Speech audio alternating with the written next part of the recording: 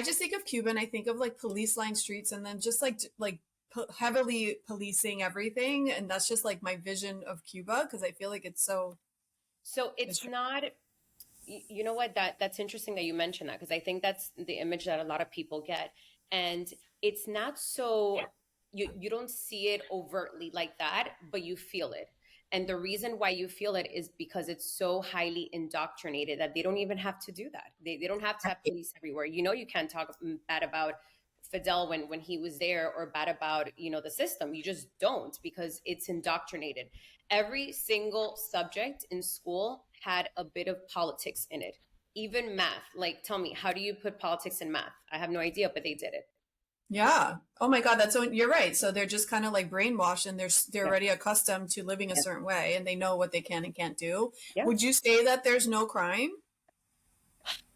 So obviously, right, like this makes sense if the borders are closed, you don't have people like coming in bringing things or whatever. There's not a lot of drugs.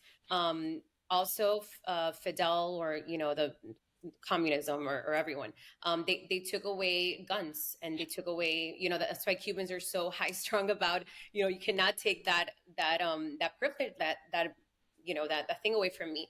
But there were no guns. It was very hard to find a gun. So if you are going to commit a crime, I mean, you have to do it with your bare hands or with your a butter knife.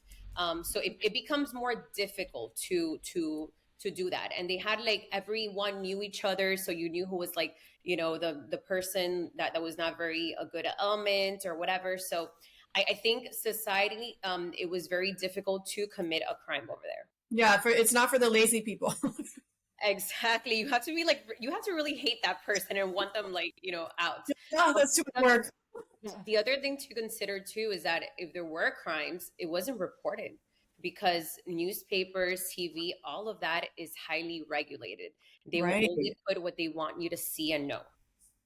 That brings me to the fact I'm a huge book reader. I'm obsessed with books. I love content. I love all that. Obviously, the Cubans don't have that, which is so sad to me because I love books. So I'm sure they have books, but it's not books like the books I read. It's not like juicy fiction. They have books. I mean, so they have everything, right? Unless it goes against communism. Really? Yeah, yeah.